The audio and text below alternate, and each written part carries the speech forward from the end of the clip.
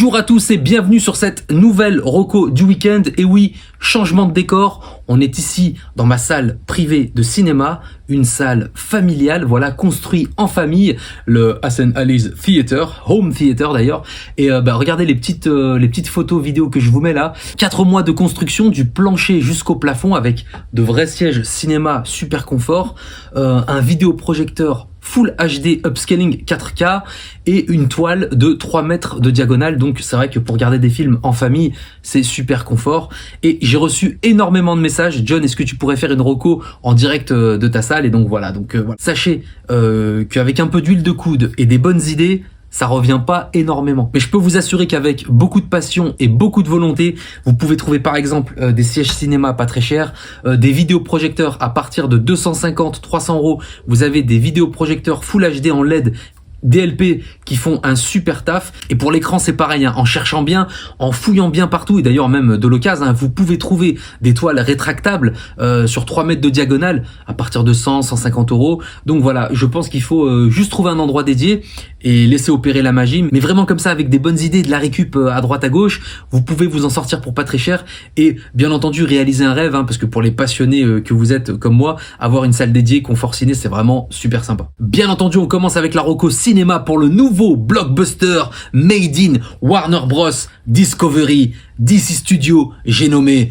Black Adam. Black Adam a débarqué cette semaine sur nos écrans et il vient marquer la continuité du Snyderverse. Alors, on va revenir sur cette notion de Snyderverse qui est complètement biaisée aujourd'hui et on va lui redonner un peu ses lettres de noblesse et son origine. Donc comme je le disais, Black Adam est la continuité du DCU et la continuité du premier film du DCU, Man of Steel jusqu'au Snyder Cut, en passant par Suicide Squad, Shazam, Aquaman, les Wonder Woman. Et il y a plusieurs films comme ça qui ont été reportés de 2022 à 2023, il y a The Flash, il y a Shazam 2, il y a Aquaman. Et on va expliquer pourquoi. Ça faisait longtemps qu'on n'avait pas eu un film du DCU au cinéma. Je crois que le dernier c'était The Suicide Squad en 2021, signé James Gunn. Mais Black Adam vient remettre les choses dans l'ordre. Avec en tête d'affiche, bien entendu, Dwayne The Rock Johnson, qui se bat depuis 15 ans pour produire et monter ce film avec la Warner et sa boîte de production, Seven Bucks. Et il y est enfin arrivé, mais pas sans mal. Pourquoi? Parce que ce film-là, il faut comprendre que c'est un film qui a une production hybride. C'est un film ancien régime Warner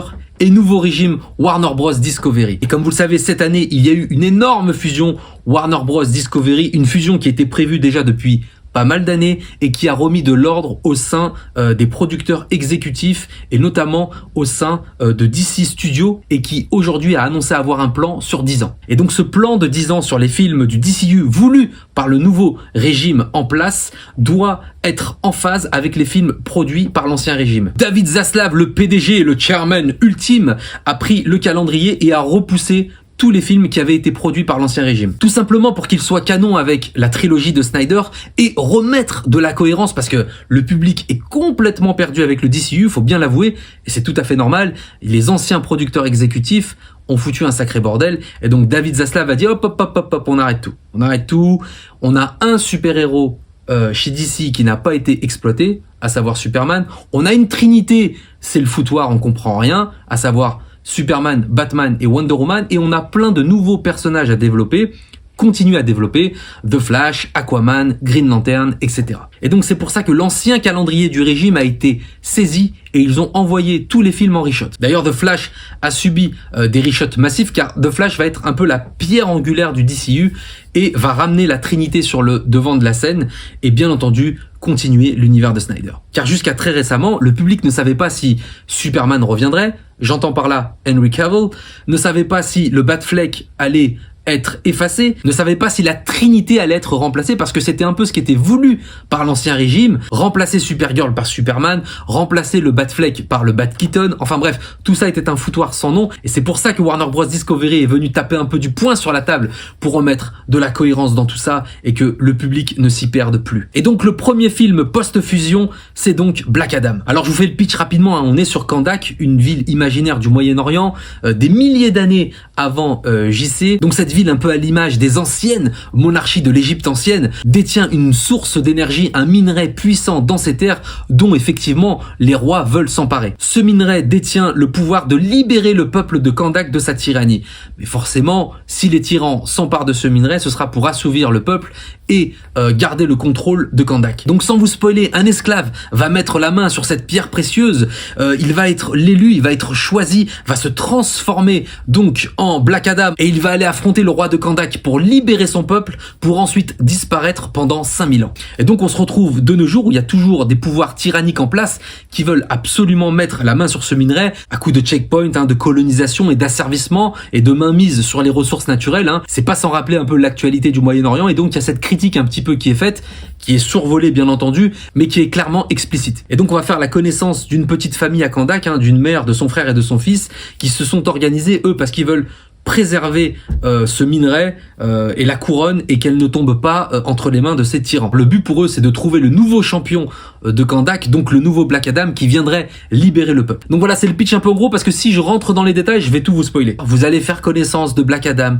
vous allez faire connaissance de la JSA, Justice Society of America, qui était antérieure à la Justice League qui existe dans cette timeline bien entendu, et c'est un spectacle de 2 heures, une attraction non-stop, bourré d'action, de CGI, de moments de bravoure, y a pas mal de comédie quand même, mais avec un super-héros avec un aplomb et une espèce de violence sans pareil. Alors moi, toute proportion gardée bien entendu, car James Cameron est le maître des lieux, ça m'a rappelé un peu Terminator. Black Adam, c'est vraiment un peu le Terminator avec très peu de mots qui lui tue tout le monde, et la femme et son fils, c'est clairement Sarah Connor et John Connor. Il y a un peu ce parallèle qu'on peut faire, toute proportion gardée encore une fois, mais il y a des scènes comme ça un peu cool où le garçon essaye de rendre cool un peu Black Adam. C'est super, tu vois que ça rentre. No problemo. Black Adam, lui, ne se résigne jamais, il fait preuve de beaucoup d'ironie et finit toujours par tuer les méchants. Et c'est en ça que c'est cool, parce qu'on a enfin un héros qui veut tuer les méchants. Stop, point barre, période, tout le monde descend du train. Et ça, c'est assez cool, parce que pour l'équilibre, on a justement la Justice Society of America, qui eux sont justement dans le dialogue, ils tuent pas les méchants, ils les emprisonnent, ils les font parler, ils leur tirent des informations, et on a cette espèce de dualité entre la JSA et Black Adam, qui eux savent comment marche la société. Lui, il est carrément archaïque à mort, il dort depuis 5000 ans, il arrive et veut tuer tout le monde, et donc il y a vraiment cet affrontement limite entre la JSA et Black Adam pour qu'ils puissent collaborer ensemble pour pouvoir tuer les méchants. Alors je vais m'arrêter là pour l'histoire, mais j'ai quand même envie de vous dire que ce film-là, j'ai l'impression que c'est plus le film du peuple plutôt que le film des critiques et de la bien-pensance, parce que il s'est fait plutôt défoncer par les critiques et la bien-pensance, mais par contre du côté du public, c'est plutôt fun, les gens passent un bon moment, ils ont envie de se détendre, et The Rock, c'est un peu le nouveau Schwarzenegger, un peu le maître de l'entertainment, le maître du spectacle. Il a cette sympathie assez naturelle, et du coup le voir dans un rôle comme Black Adam, où il est censé être très ténébreux, très méchant, limite un peu, on est sur du revenge movie, le stand-alone, toute proportion gardée, mais ça lui donne un côté sympathique, un peu encore une fois à la Terminator. Alors je vous cache pas que j'ai pris mon pied, oui c'était très fun, en plus c'est un joli pied de nez à l'ancien régime de Warner, j'adore, on attend ça depuis très longtemps, mais ce film vaut surtout pour ce qu'il annonce, à savoir le retour de la Justice League, et à savoir bien entendu, attention, spoiler alert, le retour de Henry Superman Cavill. La scène post-générique a leaké de partout, je peux vous le dire.